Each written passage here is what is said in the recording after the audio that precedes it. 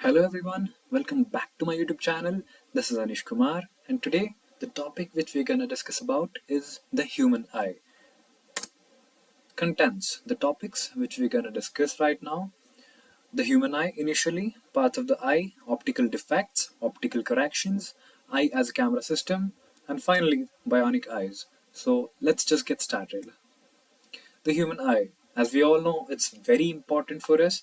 It's just possible because of the eyes that we are able to see things which are around us.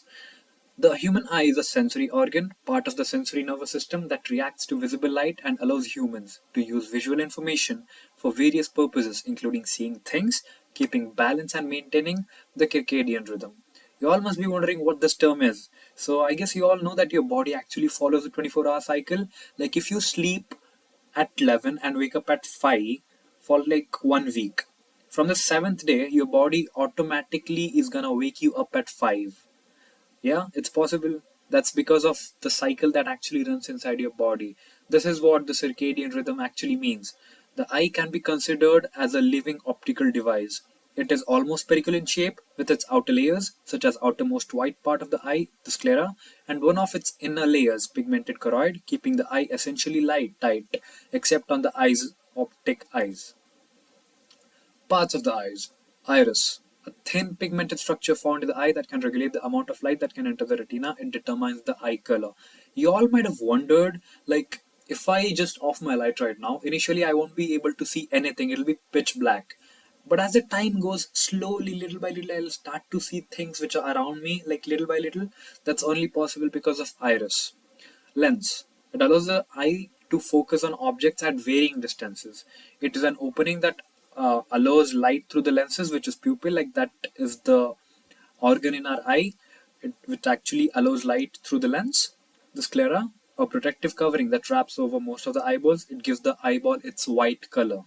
Cornea. The cornea helps your eye to focus light so you can see clearly. Retina, it is a layer of photoreceptor cells and glial cells within the eye. It changes the received signals into, like the received light into electrical signals that your brain interprets as an image. Optic nerve, it relays message from your eyes to your brain to create visual images. Damage to an optic nerve can lead to vision loss in one or both eyes. Choroid, the choroid is filled with blood vessels that bring oxygen and nutrients to the eye. Blind spot, photoreceptors are absent in this region, and hence there is no image detection in this region. So what actually happens is, when the light falls into our eyes, the light, when it falls into our eyes, it actually falls on the retina. And what does this retina do? It actually converts that received light into electrical impulses or electrical signals, and through the optic nerve it sends the signals to the brain, and then our brain actually makes an image of whatever is before us. Example, I'm actually seeing my phone here. Like, that's only possible because the light is reflected by the phone, it reaches my eyes, and that light is actually converted to electrical signals and then sent to my brain, and only then my brain is able to process the image that my phone is there. So that was the mechanism behind our eyes able to see the things which are before us. As you all can see, there are like many other organs here. So, optical defects. At times, you must be wondering why people wear specs. You don't actually wonder, but during our childhood days, like, why are people wearing glasses? Like, that thought might have just come up in your mind. So, there are actually many reasons behind it, but mainly there are three, and we'll just discuss about the major three reasons. So, any state of the eye which hinders rays of light from entering one's vision approximately upon the retina. There are different types of defects which occur in the eyes. A few of the optical defects are myopia or nearsightedness, hypermetropia or farsightedness, and presbyopia. Firstly, we'll start with myopia. It is commonly known as nearsightedness, and this is very, very, very common. So, what actually happens in this case is the person can see the things which are near to him and not the things which are at a particular distance. For example, you all might have seen your friends wearing glasses, or you yourself might have been wearing glasses now. Why do you actually wear them? Like, most of the people actually do that because they won't be able to see things which are at a certain distance from them. So, in this condition, the person can see the objects nearby but cannot see distant objects, like whatever I told. Symptoms are blurry vision, difficulty in seeing while driving, particularly during night times, headaches due to eye strain, and the correction that is possible is when a concave lens of suitable power is used, it assists in focusing the image onto the retina. Hypermetropia. It is commonly known as farsightedness. In this condition, the person can see objects at a distance but cannot see nearby objects clearly. Like this is completely opposite to whatever we discussed earlier. Like the person can see the far objects and not the near objects. Usually, the person with this disorder squints to see nearby objects. Hypermetropia is caused when the light rays form from a close object are focused at a point behind the retina. The condition of hypermetropia is clearly explained in the figure.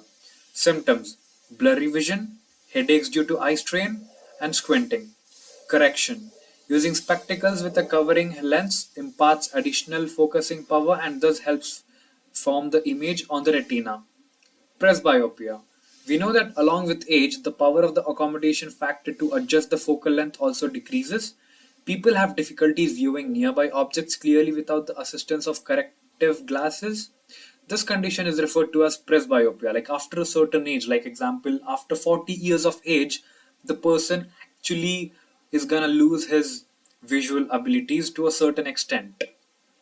Presbyopia happens when the ciliary muscles weaken and diminish the elasticity of the eye lens. Presbyopia can be seen in people above the age of 40 years. Symptoms: blurred vision due to aging, headaches due to the eye strain. Corrections that can be applied to this to actually get rid of the situation. This condition can be corrected by using proper eyeglasses or contact lenses. Minor surgery also helps in restoring the vision with better clarity. Advancement in technology has made it easy to correct the refractive defects with contact lenses or through surgical interventions. Optical corrections. It refers to one of the several methods used to improve blurred vision caused by refractive error. People need vision correction to correct a refractive error. A refractive error occurs when the eye doesn't bend light correctly as it enters the eye, resulting in blurred vision. The most common methods of vision correction are wearing eyeglasses or contact lenses. Like, yeah, your friends might have been doing this, or you yourself might have been doing this, or the people nearby. I guess you've seen them actually doing this. They help achieve clear vision by refocusing light rays on the retina, compensating for the shape of the eyes. Refractive surgery is another vision correction option. LASIK is another approach which is normally used. LASIK stands for laser assisted MC2 keratomylosis and is a procedure that permanently changes the shape of the cornea, the clear covering of the front of the eye using an excimer laser. Eye as a camera system. The human eye is a wonderful instrument relying on refraction and lenses to form images. There are many similarities between the human eye and a camera. So in a camera, a film is used to record the image. In the eye, what actually happens is the eye itself records it. Like whatever I told earlier, the light rays fall on the retina, and from retina through the optic nerve, it reaches the brain, the electrical signals, and then the image processing happens in the brain. So yeah, next up we have like, yeah, whatever I told, the image, it actually gets converted to electrical signals and reaches the brain. The same thing is mentioned here.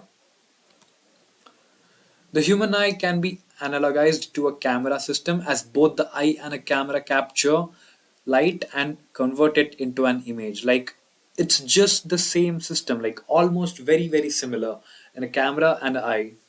In both the eye and a camera, the captured light is transformed into an image by lens and the light sensitive component. The eye processes the image further, allowing for visual perception, while a camera stores the image for later use.